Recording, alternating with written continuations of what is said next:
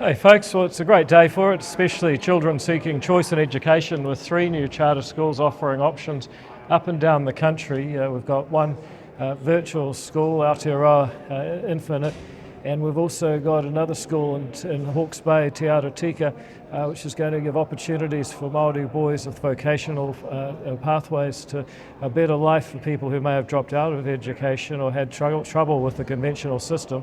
And then here in Wellington, the first ever charter school offering a classical education along the trivia model, taking the total number of charters to 14. That's far more in the first 2 years of this policy than previously were established over 5 years. So very proud of what we're doing there, and we think it's going to make a real difference to children because one size just don't fit all.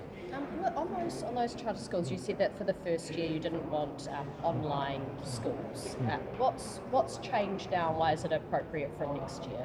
I think we've got a lot more knowledge and establishment within the authority so far.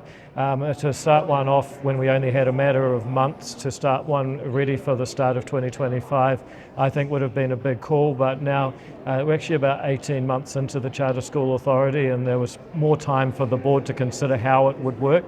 So the authorisation board concluded that actually they think it can work.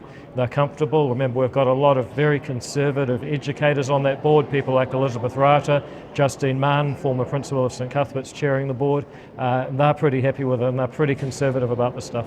They also say it'd be really good for attendance, potentially offering that as an option for people who might not otherwise attend school. What are your thoughts on that? Is that a Well, solution? I mean, we've got over 80,000 students who are chronically not attending school. That means they miss more than 3 days out of 10. Now, obviously, we have a huge effort going on to get these children back to attending regular school. But out of that 80,000, I suspect that there's going to be a few, probably more than a few, who can use a different option. And at the end of the day, if they still get equipped to navigate the 21st century, they're in a much better place. Are you up to play with the latest Te Pāti Māori revelations overnight? I doubt anyone can keep up with their, well, what should we call it? I don't know. What are your thoughts on that? What is your take on that? Look, I think ultimately New Zealand doesn't have time for Te Pāti Māori's hijinks. I certainly don't. I wish everyone well in the workplace, but they've got problems that are not mine. Are you saying that Labor should rule them out? Look, what the Labor Party does is up to them. I'm interested in how do we keep solving problems for New Zealanders, and I'm in my party and in our government fixing what matters, everything from methane targets to earthquake regulations to getting more overseas investment in medicines processed faster. I mean, that's what we're about. They can do their own circus. There's a new poll around politically motivated violence and who supports that, and I think it's about 20% of ACT party supporters said that they would support some kind of politically motivated violence. What's your thoughts on that? Well, I'd want to see what the poll actually said. That would be an enormous surprise. I have heard about this poll, and what I heard is that they were concerned about it. I wouldn't be surprised if a lot of ACT supporters were concerned about politically motivated violence because we've seen it from people maybe in other parts of the political spectrum just in the last wee while. So it's a taxpayers' genuine poll, from what I understand. So you haven't actually. Well, I've heard about this, but I haven't seen it, and it sounds like neither of you. What do you think the Speaker should do with respect to last week's haka in the House? Well, the Speaker has a job which is upholding the right of New Zealanders to be heard in their Parliament.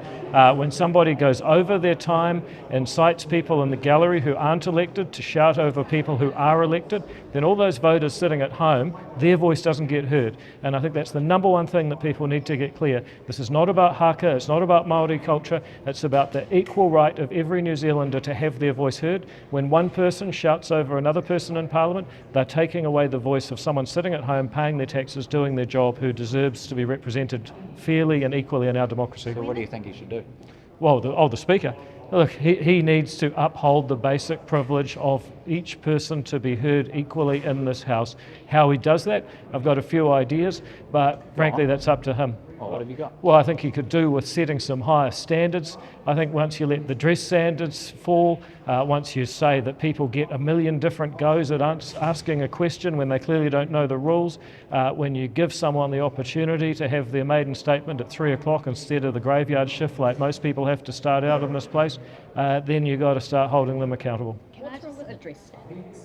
Do you want ties? Well, I think there's people who will make the argument that since we started to have lower dress standards, we've had lower standards of behaviour. Now, if you told me that 10 years ago, I would have said you're an old fuddy-duddy, but I'm kind of coming around to it. So what do you mean by lower dress standards? Well, for example, I can remember an MP being basically told to take a sports jersey off because they're not supposed to wear anything with a motif. Now you've got members of Te Pāti Māori wearing slogans every day and getting away with it. Now I just asked the question, if that was a rule that you couldn't wear an Auckland Blues jersey once upon a time, even when your team won, and let's face it, it was a while ago for that particular team, why should you be able to wear politically motivated slogans on your t-shirt? You start letting standards slip like that and they seem to just keep slipping. It's the only observation I'd make. Can I just ask you about rate capping? The government looking at it at the moment. Is there any particular model that you have looked at overseas that sort of make? Well, I think what really matters is how can we make sure that council costs are down? If you cap the rates but you can't get the costs down, then it's just not going to work. On the other hand, if you know how to get the costs down, then maybe you don't need to cap the rates. You'll see just about every mayor who seriously raised rates got toppled over the weekend. There might be a correction on already, but they can only cut rates as much as they can cut costs, and that's why the Resource Management Act matters, that's why the road cones matter, it's why the health and safety laws matter. All of those things are driving costs up for Are councils. they essentially on notice at the moment? Well, I think they're on notice from the ratepayers. I watch people up and down New Zealand vote out councillors who put the rates up too much. But government has that power to be able to implement a rates cap, so... Well, Parliament could theoretically pass a law capping the rates, but my question is, if you can get the costs down, do you need the rates cap? And if you don't have a plan to get councils' costs down, then will the rates cap make any difference? All right, thank you very much, team. Cheers. Thanks.